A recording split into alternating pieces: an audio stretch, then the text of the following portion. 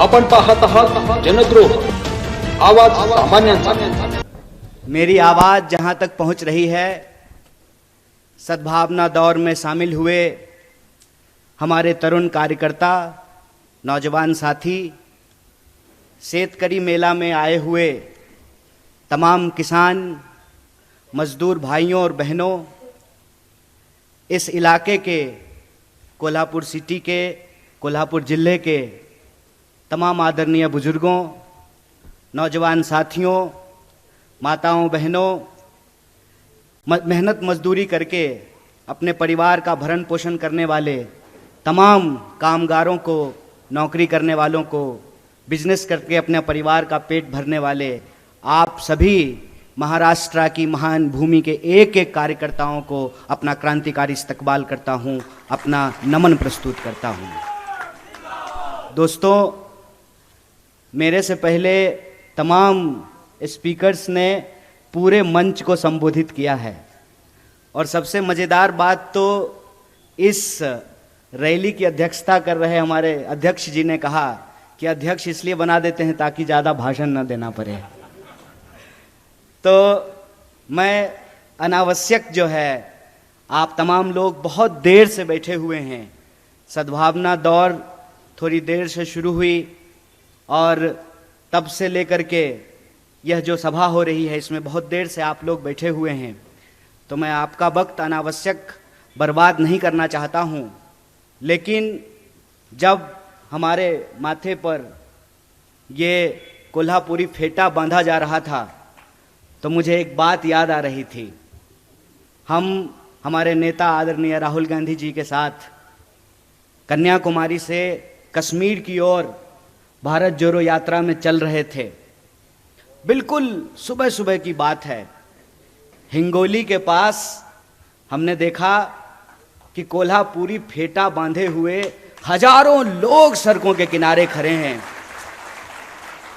और वहां पे हमारी मुलाकात हुई राहुल भाई से और बंटी पाटिल से। मैं इनको सतीश पाटिल नहीं बोलूँगा, मैं इनको बंटी पाटिल ही बोलूँगा, क्योंकि जनता जो नाम आपको दे दे, जनता जिस नाम से आपको पहचानने लगे, फिर आपका नाम वही हो जाता है।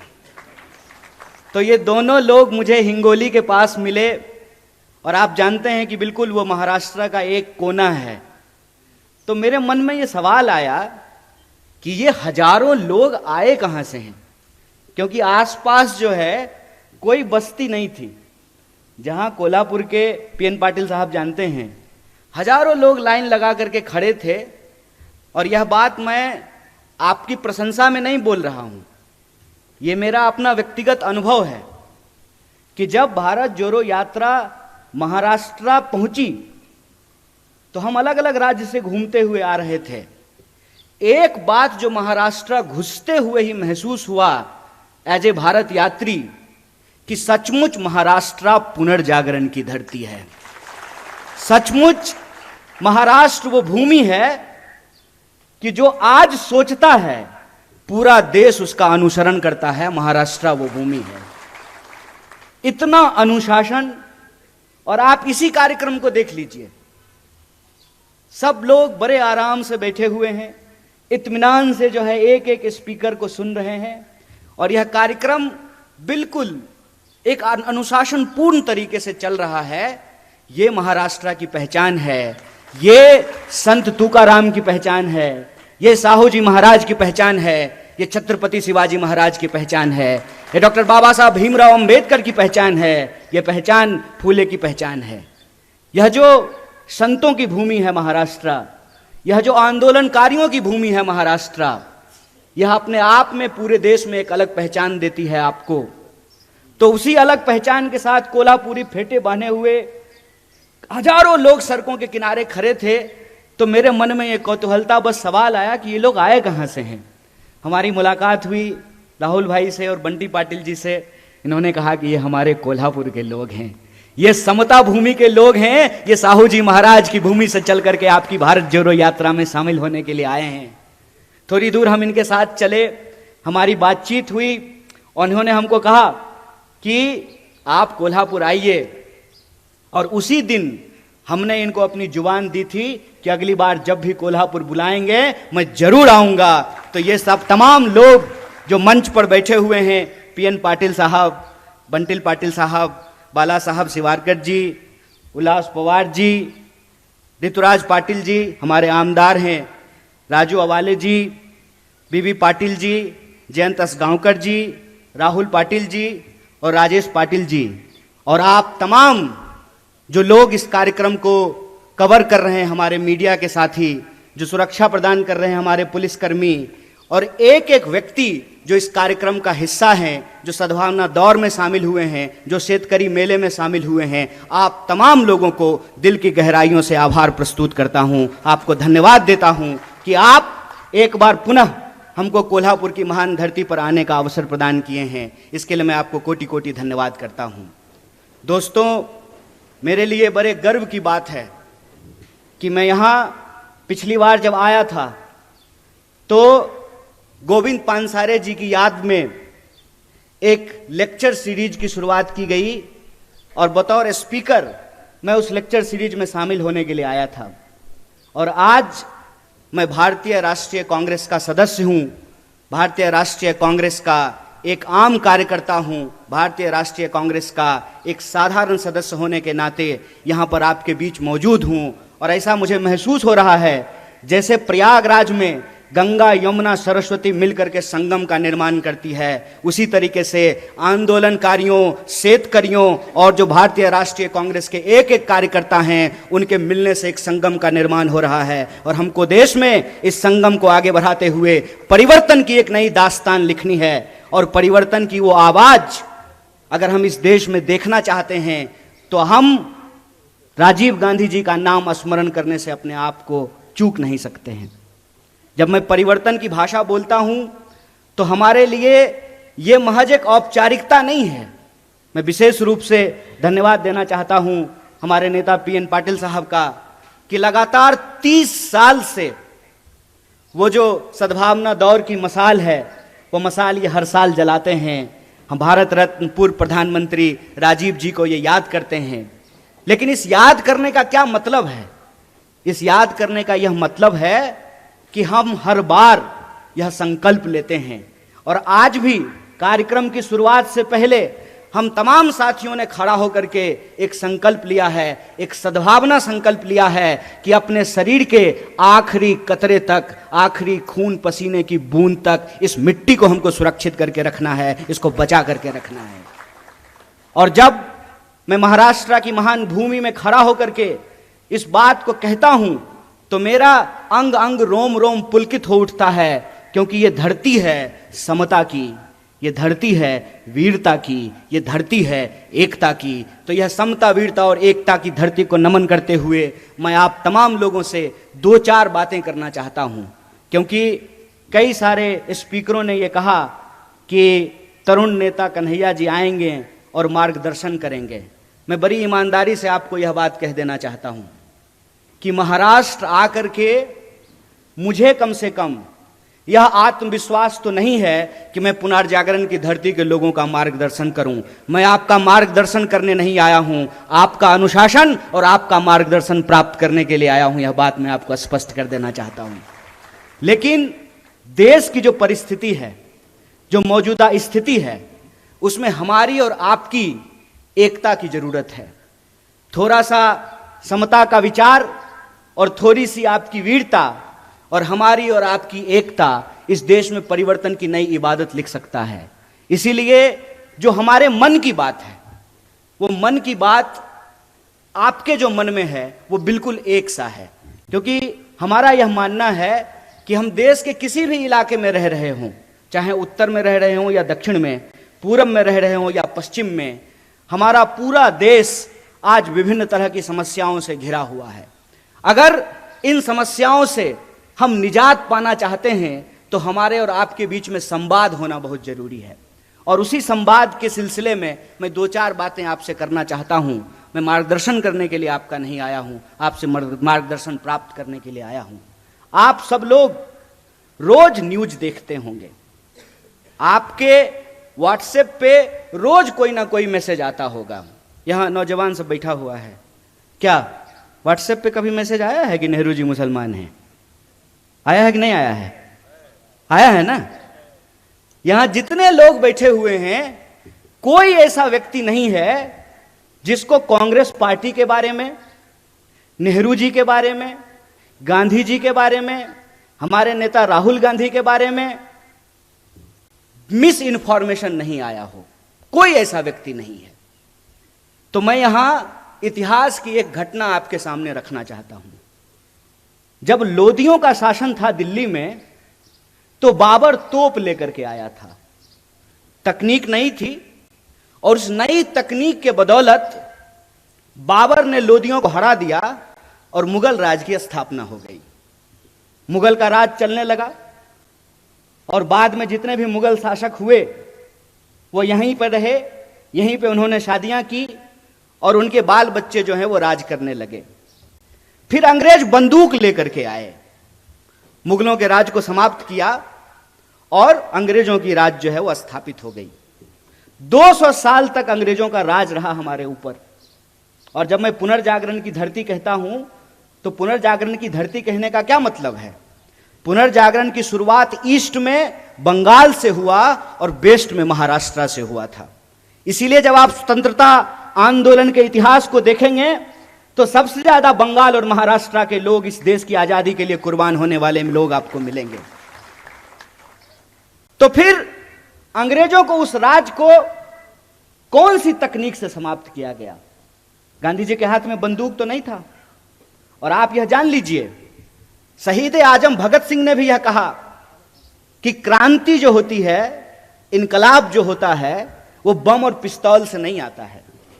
कई बार हमारे जो नौजवान साथी हैं उनके व्हाट्सएप पे यह भी मैसेज आता है कि जब शहीद आजम भगत सिंह को फांसी हो,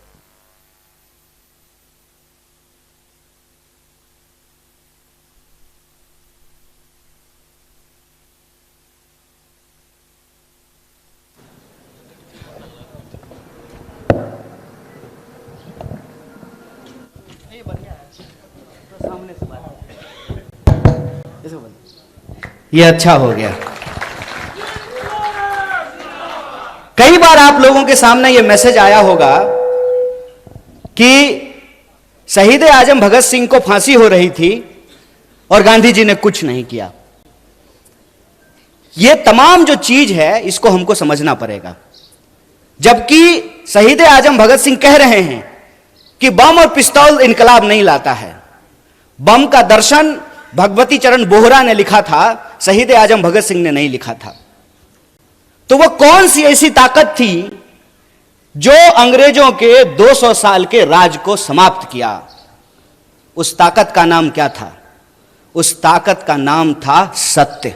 इस बात को याद रखिएगा। और सत्य की ताकत से भारतीय राष्ट्रीय कांग्रेस इस देश के आम लोगों को इकट्ठा करके, चंपारण जब गांधी गए थे तो किसानों का आंदोलन लड़ने के लिए गए थे। महिलाओं को जब इकट्ठा किया पिकेटिंग आंदोलन के लिए, शराबबंदी के लिए, तो महिलाएं आंदोलन कर रही थी, आदिवासी आंदोलन कर रहे थे, दलित आंदोलन कर रहे थे, शेतकरी आंदोलन कर रहे थे, कामगारों का आंदोलन हो रहा था। और तमाम आंदोलनों को इकट्ठा करके महात्मा गांधी ने, जो अंग्रेजों के हाथ में बंदूक थी, बड़े बड़े जंगी जहाज थे, सत्य की ताकत से उसको परास्त कर दिया और 15 अगस्त 1947 को इस देश को आजादी मिल गई। आज यह बात मैं आपके सामने क्यों कह रहा हूं? आज फिर एक तकनीक की ताकत लेकर के कोई आया है जिसका नाम दिया गया है सोशल मीडिया। बताइए, नाम है सोशल मीडिया और काम इसका सबसे ज्यादा अनसोशल है। सबसे ज्यादा अनसोशल है। अनसोशल कैसे है? घर में अगर कोई बर्थडे पार्टी हो रही हो तो देखिएगा कि 4 लोग मोबाइल लेकर के ना ऐसे कोना में मुंह घुमाए रहता है। यह हमको सोशल नहीं बना रहा है, यह हमको अनसोशल बना रहा है। इतिहास नहीं बना रहा है, इतिहास को मिटाने की कोशिश की जा रही है। रोज सुबह सुबह उठिएगा तो यह मैसेज आएगा कि फटाफट 10 लोगों को यह मैसेज भेज दीजिए, मनोकामना पूर्ण हो जाएगी। पलट करके पूछ लीजिए ना, हम कौन सा इंसान हैं, 9वां की 10वां? अगर हम 10वां हैं तो पहले तुम बता दो कि तुम्हारी कौन सी मनोकामना पूर्ण हो गई है। पूछना चाहिए ना। मैं ये कहानी अक्सर लोगों से पूछता हूं, आजाद होने का क्या मतलब होता है? आजाद भारत में हम आजाद नागरिक हैं, आजाद होने का क्या मतलब होता है? आजाद का मतलब होता है अपने ख्यालों से आजाद होना। आजाद का मतलब होता है सत्य को परख करके झूठ और सच का फर्क करना। आजाद का मतलब होता है कि महिलाएं जो बैठी हुई हैं साड़ी पहन करके, उनका भी वोट एक है, और यहां जो कुर्सी सजाए हुए हैं आमदार, इसमें से हो जाएंगे कोई खासदार, उनका भी वोट एक है। बोलिए है कि नहीं है? आजाद होने का मतलब यह होता है कि हम भी अपराध करेंगे तो हमारे ऊपर भी वही कानून लागू होगा, और इस देश का कोई मंत्री भी अपराध करेगा तो उसके ऊपर भी वही कानून लागू होना चाहिए। आजाद होने का मतलब होता है कि अगर सत्य है हमारे पास तो हम सत्य की ताकत पर सत्ता से सवाल कर सकते हैं। आजाद होने का मतलब होता है खुली हवा में सांस लेना, अपने देश के लिए, समाज के लिए अपने कर्तव्य को पूरा करना, और राज्य और सरकार का यह कर्तव्य है कि वह नागरिक की जरूरतों को पूरा करे। यह होता है आजाद होने का मतलब। हमको पता भी नहीं चल रहा है कैसे धीरे धीरे स्नेह स्नेह हमारी आजादी हमसे छीनने की कोशिश की जा रही है, और हमारी जो सोचने की क्षमता है। ऐसे ही आप पुनर्जागरण की धरती के लोग नहीं हैं। आप इसलिए पुनर्जागरण की धरती के लोग हैं क्योंकि आपकी मिट्टी से संत तुकाराम पैदा हुए। इसीलिए आप पुनर्जागरण की धरती हैं कि आपकी मिट्टी से सावित्रीबाई फुले और ज्योतिबा फुले पैदा हुए। इसीलिए आप पुनर्जागरण की भूमि है कि आपकी मुट्ठी पे डॉक्टर बाबा साहब भीमराव अंबेडकर ने उसको अपनी कर्म भूमि बनाने का काम किया। आप इसलिए पुनर्जागरण की भूमि है कि स्वतंत्रता आंदोलन की कोई भी धारा हो, चाहे क्रांतिकारी धारा हो या उदारवादी धारा हो, तमाम तरह के सपूतों को आपकी मिट्टी ने पैदा किया है। आप इसलिए पुनर्जागरण की धरती हैं क्योंकि आपके यहां क्रांतिकारी कवि अन्ना भाऊ साठे पैदा हुए हैं। यह जो इतिहास है आपका, छत्रपति शिवाजी महाराज से लेकर के साहू जी महाराज तक, यह इतिहास आपका स्वर्णिम इतिहास है। लेकिन आज आप देखिए कि इस मिट्टी के जो लोग हैं उनको कैसे मूर्ख बनाया जा रहा है। एक सवाल हम यहां खड़ा होकर के पूछें, हमारे एनसीपी के जिला अध्यक्ष हैं यहां पे, हम आपको यह नहीं बोलेंगे कि आप पवार वाले एनसीपी हैं, हम आपको यही कहेंगे कि आप सच्चा एनसीपी हैं, वो खरीदा हुआ एनसीपी है। आप सच्चा एनसीपी हैं, और वो भाजपा का जो इलेक्शन डिपार्टमेंट है ना, इलेक्शन डिपार्टमेंट ईडी, पूरी सरकार ही चल रही है ईडी और सीडी पे। या तो ईडी भेजते हैं या सीडी भेजते हैं। तो जिसका ईडी और सीडी नहीं है वो सच्चा है, जिसका ईडी और सीडी है वो झूठा है, वो झूठ के साथ जाकर के खड़ा है। और मैं ये सवाल आपसे पूछता हूं, इसका जवाब आपको अपने आप मिल जाएगा, क्योंकि मैं महसूस करता हूं और मैं ऋणी हूं। मैं ऋणी हूं महात्मा गांधी का, मैं ऋणी हूं पंडित जवाहरलाल नेहरू का, मैं ऋणी हूं डॉक्टर बाबा साहब भीमराव अंबेडकर का, मैं ऋणी हूं सरदार वल्लभ भाई पटेल का, सुभाष चंद्र बोस का, सरोजिनी नायडू का। मैं ऋणी हूं उनका कि वो अंग्रेजों से लड़ करके हमको आजादी दिलाए। मैं ऋणी हूं लाल बहादुर शास्त्री का, मैं ऋणी हूं इंदिरा गांधी का, राजीव गांधी का, कि जो आजादी हमारे पुरखों ने हमको दिलाई, जो आजादी हमको हमारे संविधान ने दिया, उस आजादी को ये लोग बचा करके रखे।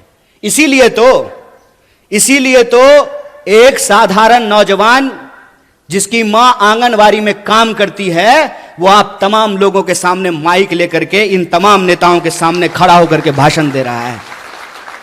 यह संविधान की ताकत है, यह उस आजादी के आंदोलन का इतिहास है कि आज हम आजाद देश में सांस ले पा रहे हैं। लेकिन कैसे यह आजादी हमसे छीनी जा रही है, इस बात को हमको समझना पड़ेगा। कैसे नए तकनीक का, इंटरनेट का और सोशल मीडिया का सहारा लेकर के झूठ परोसा जा रहा है और सत्य को झुठलाने की कोशिश की जा रही है, इस बात को हमको समझना पड़ेगा। यह इतिहास नहीं बना सकते हैं। आपको मालूम है देश के जो पंत प्रधान हैं, जिनको हिंदी में हम लोग प्रधानमंत्री कहते हैं, वो इतिहास में फेल हो गए थे। मैं मजाक नहीं कर रहा हूं, मैं झूठ नहीं बोलता हूं, क्योंकि मैं भाजपा में नहीं हूं, मैं सच बोल रहा हूं। वो इतिहास में फेल हो गए थे। और डॉक्टर बाबा साहब भीमराव अंबेडकर ने एक बड़ी मजेदार बात कही है। उन्होंने कहा है कि जो पीढ़ी अपना इतिहास भुला देती है, इतिहास भी उसको भुला देता है। इसीलिए ये इतिहास जब बना नहीं सकते हैं तो इतिहास को मिटाने की कोशिश कर रहे हैं। जो अपना मकान बना नहीं सकते, दूसरे की मकान पे अपना नाम लिख करके कहते हैं कि हमने इतिहास बनाया है। अरे साहब, आपने तो इंसान को इंसान नहीं बनाया है, आप इतिहास क्या बनाएंगे? झूठ के सहारे ये एक इमारत खड़ी करने की कोशिश कर रहे हैं। झूठ का सहारा लेकर के ये इतिहास को पलटने की कोशिश कर रहे हैं। क्यों? क्योंकि इनका इतिहास खराब है, क्योंकि इनका इतिहास इस देश के साथ गद्दारी करने का इतिहास है। इनका इतिहास, इस देश के लोग जब अंग्रेजों के खिलाफ लड़ रहे थे तो उनके साथ चाय पर बैठ करके चर्चा करने का इतिहास है।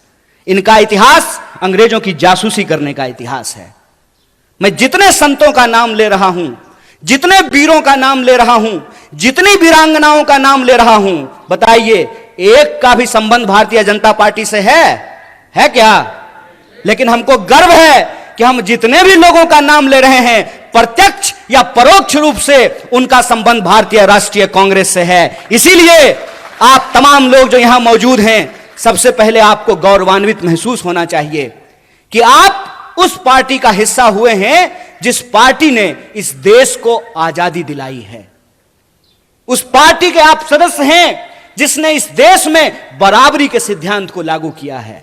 बोलिए, इस देश में महिलाओं ने कोई आंदोलन किया था क्या? समान वोट के अधिकार का कोई आंदोलन नहीं किया था ना? समान वोट का अधिकार मिला कि नहीं मिला? लोग जो हेलीकॉप्टर से उड़ते हैं उनका भी वोट एक, और जो साइकिल पे चलता भी उसका भी वोट एक है कि नहीं है? अगर वोट का अधिकार नहीं होता तो आपको लगता है कि 5 साल में चुनाव के बाद हेलीकॉप्टर लेकर के कोल्हापुर सिटी की गलियों में नेताजी हाथ जोड़ करके आपके सामने खड़े होते? बिल्कुल नहीं खड़े होते। तो जो अधिकार हमको मिला है, वो अधिकार हमसे छीना क्यों जा रहा है? छीना इसलिए जा रहा है कि पहचान के नाम पर, जात और धर्म के नाम पर, ये आज की तारीख में हमको जो अधिकार दिए गए हैं उसको एक एक करके छीन रहे हैं। कैसे छीन रहे हैं? मैं कुछ उदाहरणों से इसको आपके सामने रख देता हूं। आपने देखा होगा कि लोग झांकी निकालते हैं, मोटरसाइकिल लेके जाते हैं, तलवार लहराते हैं और एक दूसरे के खिलाफ गंदी और गाली भरी भाषाओं का इस्तेमाल करते हैं। मैं आप सबसे एक सवाल पूछना चाहता हूं, खास करके अपने नौजवान दोस्तों से। उसमें एक भी मंत्री का बच्चा रहता है? एक भी प्रधानमंत्री का बच्चा नहीं ना? पता है वो कहां रहता है? वो ऑक्सफोर्ड में रहता है, वो कैम्ब्रिज में रहता है, वो लंदन में रहता है, वो न्यूयॉर्क में रहता है। लेकिन हमारे जो कामगार के बच्चे हैं, जो शेतकरियों के बच्चे हैं, जो साधारण नौकरी करने वालों के बच्चे हैं, उनके हाथ में तलवार थमा करके ये उनको दंगाई बना रहा है और अपनी राजनीति की रोटी सेक रहा है। अरे इतना खतरा हो गया है धर्म पर, तो तुम अपने बच्चे को भेजने के लिए, पढ़ने के लिए बाहर क्यों भेज रहे हो? उसको बोलो आकर के हमारे साथ धर्म बचाए, आए हमारे साथ रैली निकाले, झांकी निकाले। चलाकी कर रहे हो हैं? मोबाइल हमारा, रिचार्ज हमारा, टीवी हमारा, रिचार्ज हमारा, कहानी अपना कर रहे हो। इस बेईमानी को आप समझिए।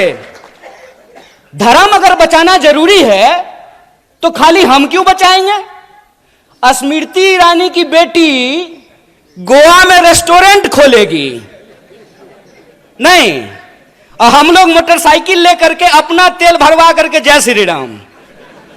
अरे राम जी जिंदाबाद हैं, जय जय है श्री राम का। कल भी था, आज भी है, आगे भी रहेगा। ये नया फैशन कैसे शुरू हुआ है? ये खेला क्या है, इस खेला को हमको समझना पड़ेगा। ये नया फैशन इसलिए शुरू हुआ है कि हमारे इतिहास से ही, हमारे इतिहास को हमारी स्मृति से मिटाने की कोशिश की जा रही है। यह आजादी हमको कैसे मिली, इस देश का निर्माण कैसे हुआ, संविधान कैसे बना, हम और आप प्रजा से नागरिक कैसे बने। हम नागरिक हैं आज हमको यह बात समझनी पड़ेगी कि रानी के पेट से राजा नहीं पैदा होता है। यह है नागरिकता, यह है जमहूरियत, यह है लोकतंत्र, कि रानी के पेट से राजा नहीं पैदा होगा। राहुल गांधी जी को भी अमेठी में जाकर के चुनाव लड़ना पड़ेगा। बोलिए, लड़ना पड़ेगा ना, ये लोकतंत्र है। एक बात बताइए, इंदिरा जी चुनाव नहीं लड़ी थी? लड़ी थी ना। राजीव जी चुनाव नहीं लड़े थे? लड़े थे ना। राहुल जी चुनाव लड़ रहे हैं ना। राहुल जी चुनाव जीत करके पार्लियामेंट में है ना। और प्रियंका जी चुनाव नहीं लड़ी हैं तो पार्लियामेंट में है क्या? तो यह परिवारवाद की नई कहानी हमको सुना रही है। तो आप सब अपने मन में विचार कीजिए। आजाद होने का मतलब है आजाद ख्याल से प्रश्न करना। मैं मंच पे खड़ा हूं तो मैं जो भी बोलूंगा उसको आप यूं ही सच मत मान लीजिए। आप अपने मन में विचार कीजिए कि अगर भाजपा कहती है कि राहुल गांधी जी का सांसद बनना परिवारवाद है, तो अमित शाह का जो बेटा है, देखें उसका मुंह देखें अजय शाह का है? उसका बीसीसीआई का सेक्रेटरी बनना परिवारवाद है कि नहीं है? और ज्योतिरादित्य सिंधिया जब यूपीए में मंत्री थे, उनके पिताजी भी मंत्री थे, माधवराव सिंधिया। तो जब तक वो कांग्रेस में थे तब तक परिवारवाद था। और जो ही मोदी जी के बगल में जाकर के बैठ गए हैं तो ताली बजा रहे हैं। आहा, उनकी सूरत देख रहे हैं। इतना मूर्ख हैं हम लोग, इतना मूर्ख बनाएंगे ये हमको कि हमारी पार्टी में परिवारवाद है। जो ही आप आरएसएस में शामिल हो जाइएगा तो वो संघ परिवारवाद हो जाता है। अगर परिवारवाद गलत है चचा, तो संघ परिवारवाद भी गलत है। ऐसा नहीं होगा कि हमारे लिए परिवारवाद गलत है और आपके लिए परिवारवाद सही हो जाएगा। मैं ये एग्जाम्पल हमेशा लोगों को देता हूं कि सोनिया जी का कांग्रेस में होना और राजीव जी का कांग्रेस में होना परिवारवाद है, तो मेनका गांधी जी का और वरुण गांधी जी का भाजपा में होना परिवारवाद कैसे नहीं है? बताइए, बोलिए। बेवकूफ बना रहे हो।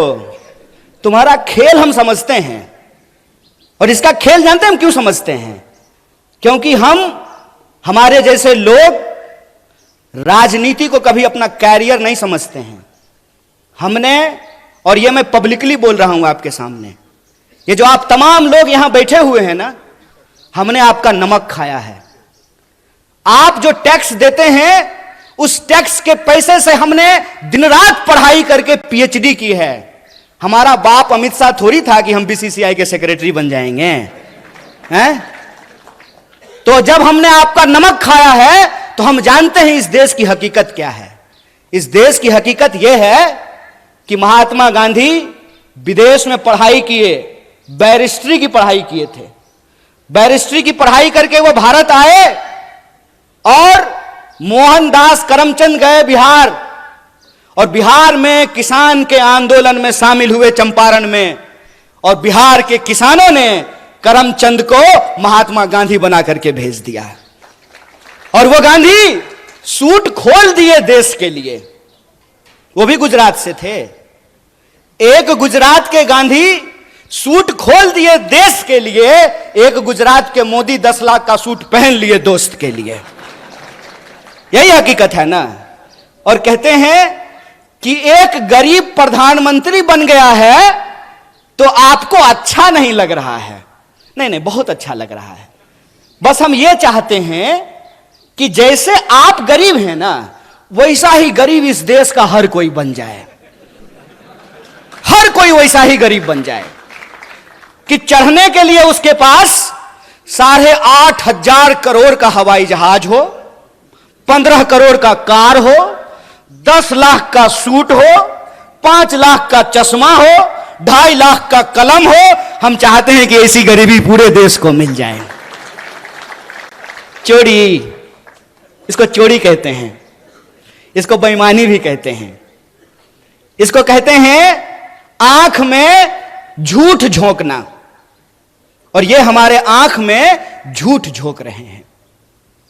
हमको यह बात समझनी पड़ेगी कि आज हमारे मुल्क में हमारी सबसे बड़ी समस्या क्या है, हम किन समस्याओं से जूझ रहे हैं और किस तरीके से हमारा ध्यान भटकाया जाता है। आजकल तो तांगा नहीं चलता है, अब तो तांगा चलना बंद हो गया है, लेकिन पुराना हिंदी सिनेमा देखिएगा ना तो उसमें अभी भी तांगा है। शोले फिल्म जाके देख लीजिएगा, बसंती का एक तांगा है, धन्नो, तो धन्नो के आंख पे एक चश्मा होता है ताकि धन्नो इधर उधर ना देखे, धन्नो सीधा चले, चाबुक खाए और दौड़े। ये हमारे साथ वही व्यवहार कर रहे हैं। हमसे टैक्स लेते हैं, टैक्स के पैसे से अपने दोस्त का कर्जा माफ करते हैं। हम खून पसीने की कमाई राष्ट्रीय बैंकों में जमा करते हैं। किसान अगर ट्रैक्टर का लोन ना चुकता करे तो किसान के ऊपर ट्रैक्टर चढ़ा देते हैं, लेकिन 12 लाख करोड़, कितना था बंटी भाई, 12 लाख करोड़ अपने दोस्तों का कर्जा माफ कर देते हैं। कहते हैं कि इस देश में शिक्षा देने के लिए पैसा नहीं है, लगातार एजुकेशन के बजट को कम किया जाता है। लेकिन आपको मालूम है नेताजी सब रहने के लिए, और अभी बंटी भाई और पीएन पाटिल भाई आपस में बात कर रहे थे कि जो बढ़िया हिंदी बोलेगा वो दिल्ली जाएगा। जो भी जाए, जिसको भी आप भेजिए, लेकिन जब आप दिल्ली जाइएगा ना तो 20,000 करोड़ का महल बना है आप लोगों के लिए। कितना? 20,000 करोड़। हाय रे चोरी, अस्पताल बनाने के लिए पैसा नहीं है। रोड अगर बनाता है तो रोड बनने से पहले ही गडकरी जी टैक्स लेना शुरू कर देते हैं। टोल टैक्स लेते हैं कि नहीं लेते हैं? रोड हमने, अच्छा इसको एक खेल समझ लीजिए, कार जब आप खरीदिएगा, हमारे पत्रकार लोग यहां बैठे हुए हैं, आपको तो कम से कम कार होगा ही है। देश की इकोनॉमी 3 ट्रिलियन है, महाराष्ट्र की इकोनॉमी 1 ट्रिलियन है, तो कम से कम महाराष्ट्र के पत्रकारों तो कार जरूर होगा। तो कार जब आप खरीदते हैं तो रोड टैक्स लेता है कि नहीं लेता है? तो एक बार जब कार खरीदेंगे तब रोड टैक्स लेगा, और फिर जितनी बार कार लेकर के रोड पे जाएंगे तो टोल टैक्स लेगा। बोलिए सही है कि गलत है? बोलिए, डरिए मत। एक कैमरा उधर घुमा दीजिए, बोलिए सही है कि गलत है? गलत है ना? ये कैसा विकास है कि हमारा जो है ना शरीर से सिरिंज लगा करके खून खींचते रहता है रोज। हर तरह का टैक्स हमारे ऊपर लागू है। नौजवान दोस्त यहां बैठे हुए, आपकी जानकारी के लिए बता दूं, जो यूथ हॉस्टल है, वर्किंग विमेन हॉस्टल है, उस पर भी 12% का जीएसटी लगा दिया गया है। एक शिक्षा पे टैक्स, सड़क पे टैक्स, अस्पताल पे टैक्स, दवाइयों पे टैक्स, हमसे हर चीज पे टैक्स ले रहे हैं। और बदले में क्या कहते हैं? आत्मनिर्भर बनिए। वाह, कितना सुंदर शब्द है, आत्मनिर्भर बनिए। तो एक बात हमको बता दीजिए, सोच के बता दीजिए, जरूरी नहीं है कि हमारी बात मान लीजिए, लेकिन सोचिए जरूर। आजाद भारत के आजाद नागरिक हैं आप, आपका हक है कि आप सोचें, और उसमें भी आप महाराष्ट्र के हैं। आप आज सोचेंगे, भारत उसको कल सोचेगा, इसलिए आपको जरूर सोचना चाहिए कि अगर सरकारी रोड नहीं होना चाहिए, सरकारी अस्पताल नहीं होना चाहिए, सरकारी स्कूल नहीं होना चाहिए, सब आत्मनिर्भर होना चाहिए, तो सरकारी प्रधानमंत्री भी नहीं होना चाहिए। बोलिए क्या आमदार साहब, बोलिए कि आपको पेंशन मिलेगा? ये जो यहां कांस्टेबल खड़ा है, क्या जी पेंशन मिलता है? तो बोलिए ना इनको नहीं मिलता है। बोलिए, इसको देखिए और इसको समझिए। और मैं आप लोगों से एक बात कहना चाहता हूं, गुजरात से आया मेरा दोस्त, दोस्त को सलाम करो। आजकल अजीत दादा सलाम ठोक रहे हैं, नहीं, प्रधानमंत्री ने अपने भाषण में कहा कि 70,000 करोड़ का घोटाला किया है अजीत दादा ने, ऐसा प्रधानमंत्री ने कहा।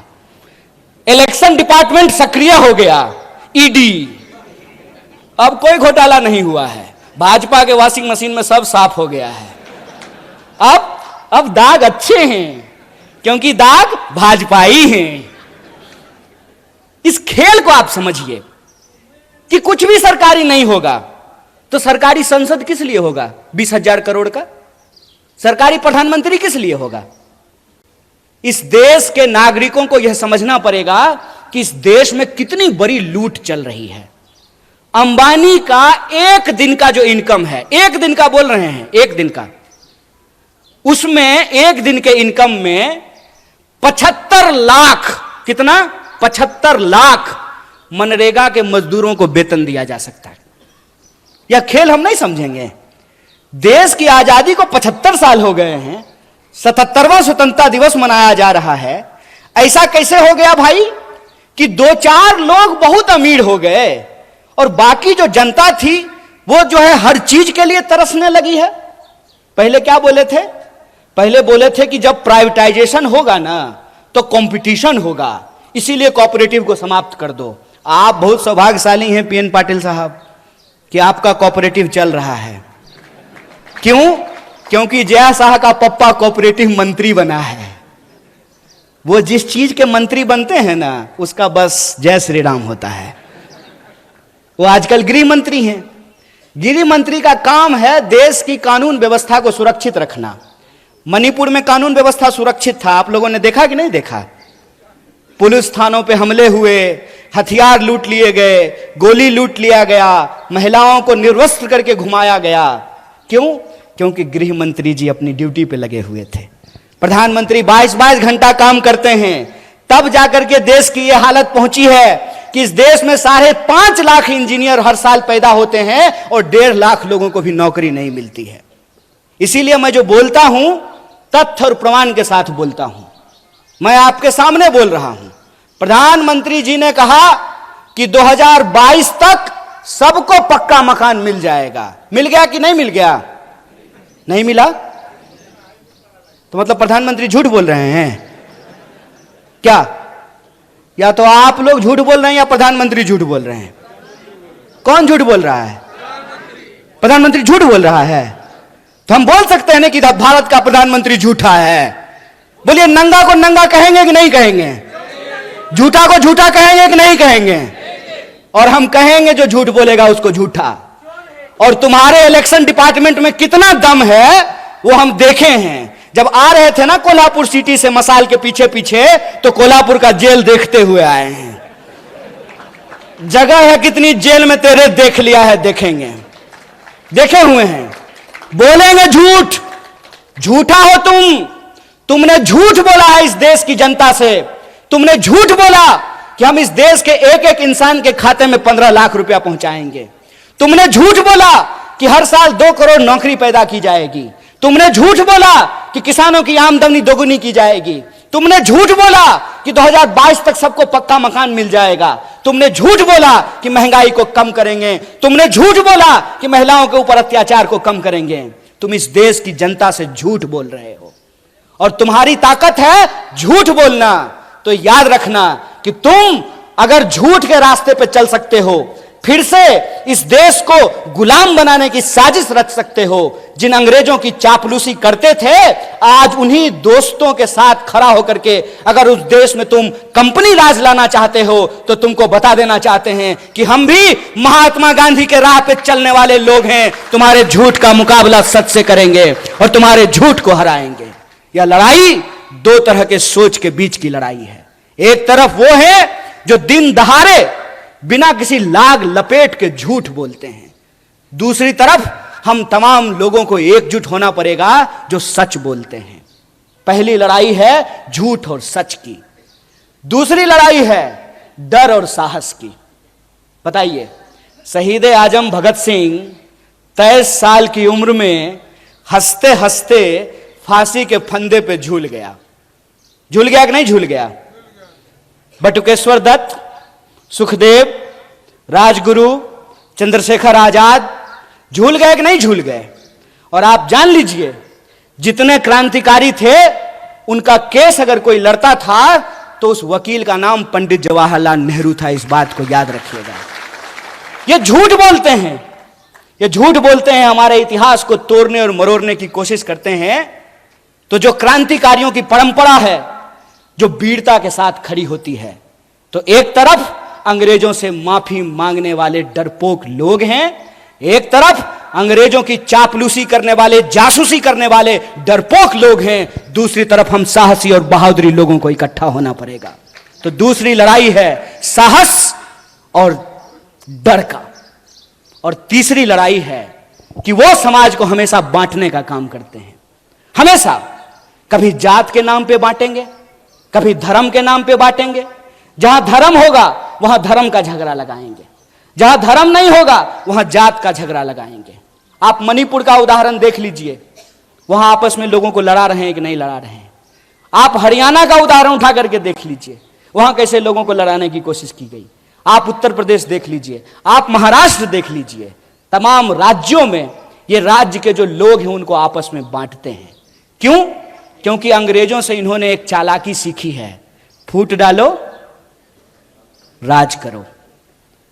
हमको यह बात समझनी पड़ेगी कि आज महाराष्ट्र के लोगों के आत्मसम्मान का सवाल है कि कोई बाहर से आकर के संत तुकाराम की धरती पर रहने वाले लोग, समता भूमि पे साहू महाराज की भूमि में जन्म लिए लोगों को यह बात समझनी पड़ेगी कि कोई बाहर से आकर के महाराष्ट्र के परिवार को आपस में विभाजित कर रहा है, महाराष्ट्र के लोगों को लड़ा रहा है। यह मामला शिवसेना, एनसीपी और कांग्रेस का नहीं है, यह मामला सच और झूठ का है, और महाराष्ट्र के लोगों को सच के साथ खड़ा रहना पड़ेगा। अगर कोई गलत है तो वो गलत है, वो भाजपा में जाने से ठीक नहीं हो जाता है। ये पहले क्या करते हैं, ये पहले ईडी भेजते हैं, इलेक्शन डिपार्टमेंट पहले जाता है, नेता को डराता है।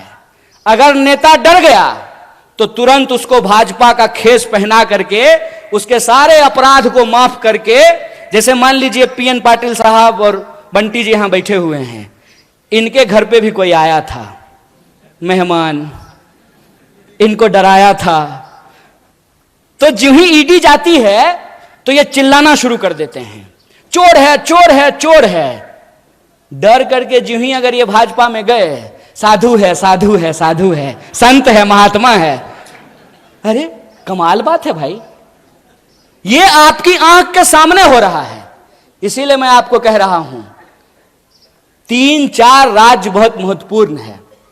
एक तो आप सब लोग हैं ही महाराष्ट्र के, दूसरा जहां से मैं आता हूं बिहार, बंगाल और महाराष्ट्र जय शाह के पप्पा का धड़कन बढ़ा दिया है, ऊपर नीचे चल रहा है उनका ब्लड प्रेशर कि क्या होगा अगर यहां पे इनका झूठ का पर्दाफाश हुआ तो यह नकली चाणक्य का बैंड बजने वाला है। इसीलिए मैं आपको कह रहा हूं कि यह मामला महाविकास अघाड़ी का नहीं है, यह मामला महाराष्ट्र के आम लोगों के आत्मसम्मान का है कि आप किसी को चुन करके, किसी पार्टी का प्रतिनिधि बना करके आप भेजते हैं अपना प्रतिनिधित्व करने के लिए विधानसभा या विधान परिषद या संसद में। उधर से उसका इलेक्शन डिपार्टमेंट आता है, 3-4 बार छापा मारता है। नेताजी अगर डर गए तो भाजपा ही हो लिए, अगर नहीं डरे तो कांग्रेस में रहे। तो आपको यह तय करना पड़ेगा कि इसका मुकाबला किसको करना है, इसका मुकाबला दल को करना है कि इसका मुकाबला देश को करना है। इसका फैसला आपको लेना है। और हमको लगता है कि यह बड़ी साजिश है।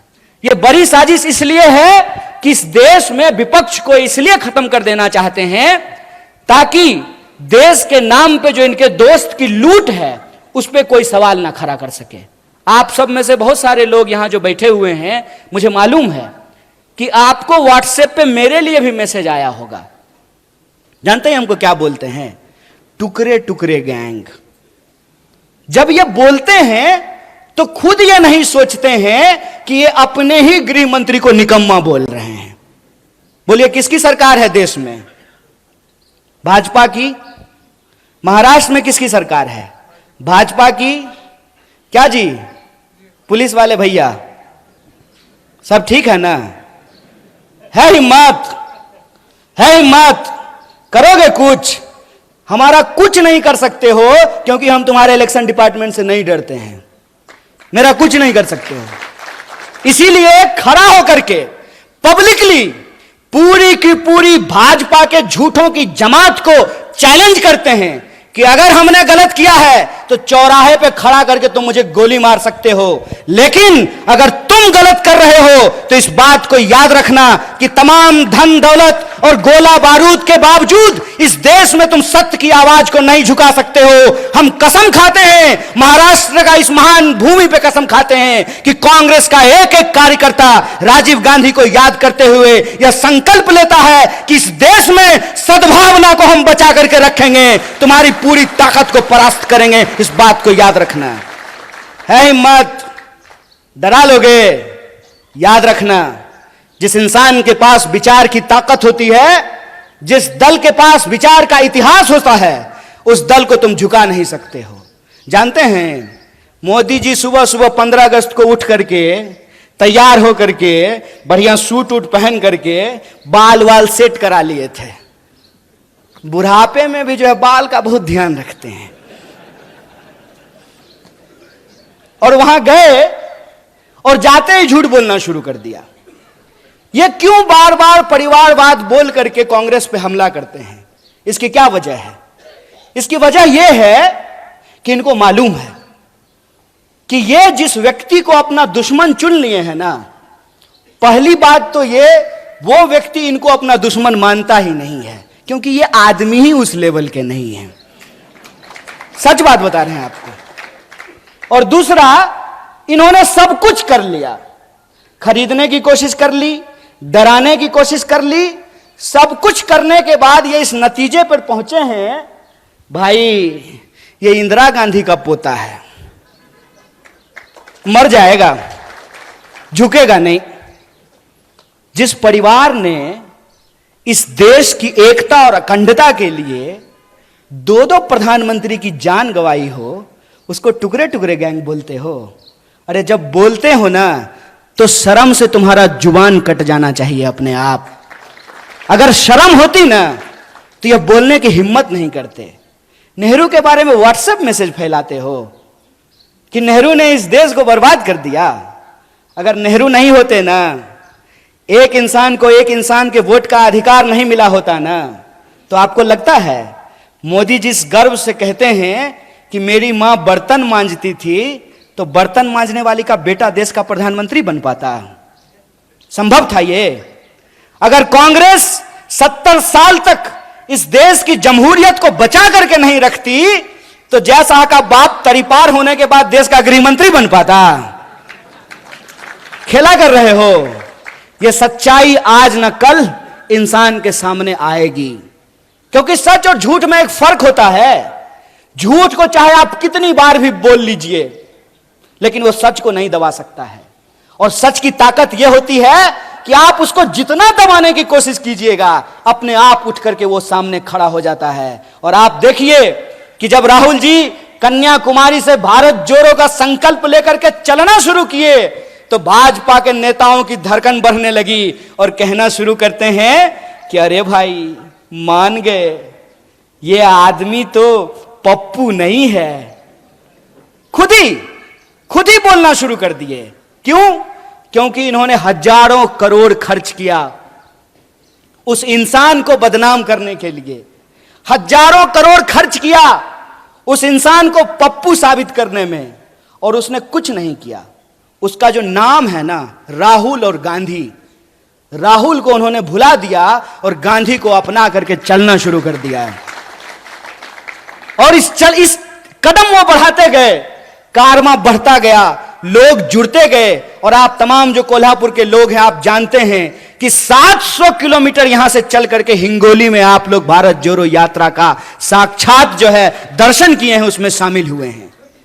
सच की एक ताकत होती है कि सच को आप नहीं छुपा सकते हैं।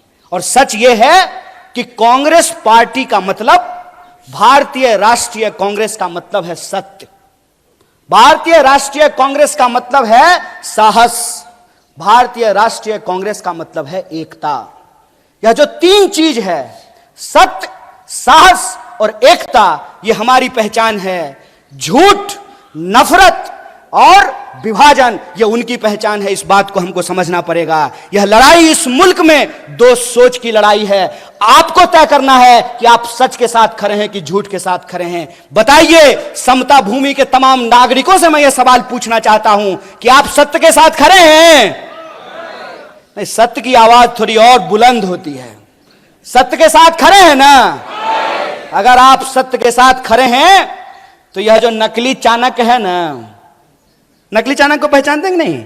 अरे वही फादर ऑफ जयशाह, वो अपने आप को जो है चाणक्य कहते हैं। वो चाणक्य जो है ना, सूटकेस लेकर के घूमते रह जाएंगे। मुझे पूरा भरोसा है कि महाराष्ट्र के लोग इनके झूठ को धूल चटाएंगे, इनको जरूर हराएंगे। इस बात का हमको भरोसा है। और इस बार ये देखना ही नहीं है, इस बार यह नहीं देखना है कि किसका फेटा कैसा है, किसका कुर्ता कैसा है, किसका जो है सिंबल कैसा है। सिर्फ एक बात देखना है कि जो झूठ बोल रहा है, जो आपको डरा रहा है और जो नफरत फैला रहा है, वो भाजपाई है। जो सच बोल रहा है, जो लोगों की एकता की बात कर रहा है, क्योंकि एकता की बात गांधी करते थे। गांधी क्या कहते थे? गांधी कहते थे, रघुपति राघव राजा राम, पतित पावन सीताराम, ईश्वर अल्लाह तेरो नाम, सबको सन्मति दे भगवान।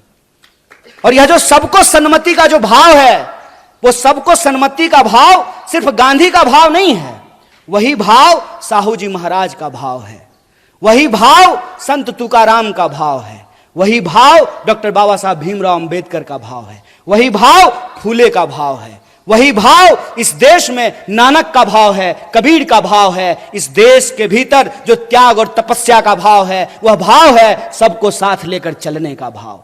और सबको साथ लेकर चलने की जो भावना है, कोल्हापुर के एक एक नागरिकों को इसके बारे में मालूम है, क्योंकि साहू जी महाराज ने किसी एक जाति के लिए नहीं बल्कि सभी जातियों के लिए छात्रावास का निर्माण कराया था। तो यह जो सबको साथ लेकर चलने का भाव है, यह जो एकता का भाव है, इस भाव को हमको बचाना है।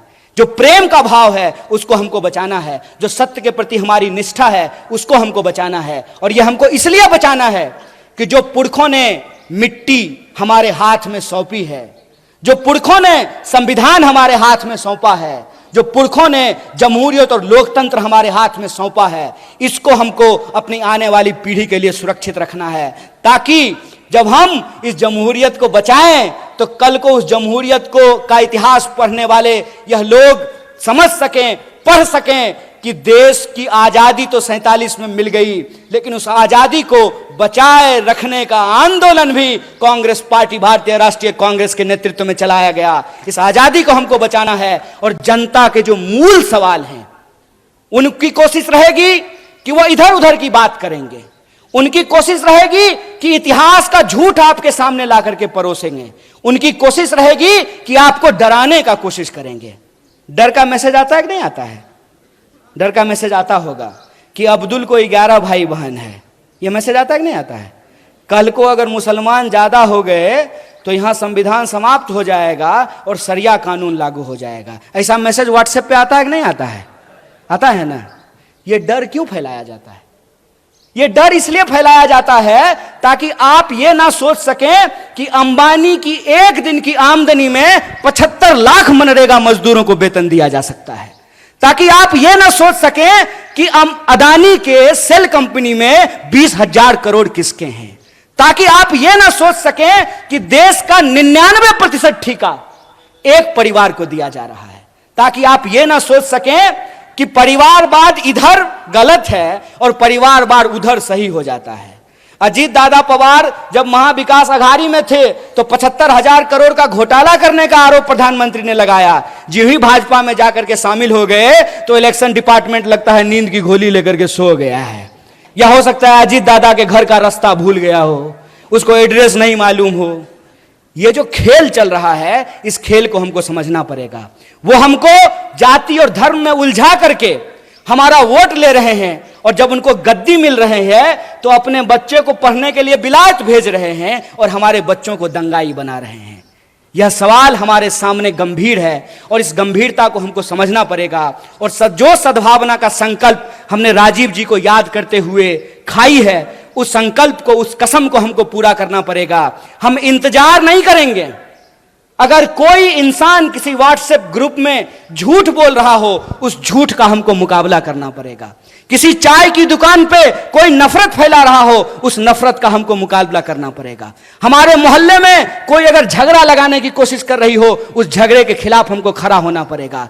किसी कमजोर के ऊपर कोई ताकतवर अगर अत्याचार कर रहा हो, तो उस अत्याचार के ऊपर हमको खड़ा होना पड़ेगा। अगर हम ऐसा करते हैं तो मुझे लगता है यही महात्मा गांधी की राह पर चलना है, यही डॉक्टर बाबा साहब भीमराव अंबेडकर के राह पर चलना है। अगर हम ऐसा करने में कामयाब होते हैं तभी हम राजीव गांधी को सच्ची श्रद्धांजलि दे पाएंगे। जब उनके द्वारा बनाए गए भारत का हम निर्माण कर सकें, उनके द्वारा जो भारत हमारे हाथ में सौंपी गई है उसका हम रक्षा कर सकें, और जो हमारी आने वाली पीढ़ी है उसको बेहतर भारत हम दे करके जा सकें, और हमारी आने वाली पीढ़ी कल को उन्हीं झगड़ों में नहीं उलझे जिन झगड़ों में हमारे पुरखे उलझे रहे हैं। हमको इस देश में दोबारा जात और धर्म का झगड़ा नहीं होने देना है, क्योंकि हमारे देश के संविधान की प्रस्तावना में यह लिखा हुआ है कि हम भारत के लोग हैं, और हम भारत के लोग हैं तो हम भारत के चाहे किसी भी हिस्से में रहे हो, इस मिट्टी से हमको प्यार है और इस मिट्टी को हमको हर हाल में सुरक्षित रखना है, एकजुट रखना है, और अपने आने वाली पीढ़ी को एक बेहतर देश और एक बेहतर समाज दे करके जाना है। इसी संकल्प के साथ एक बार पुनः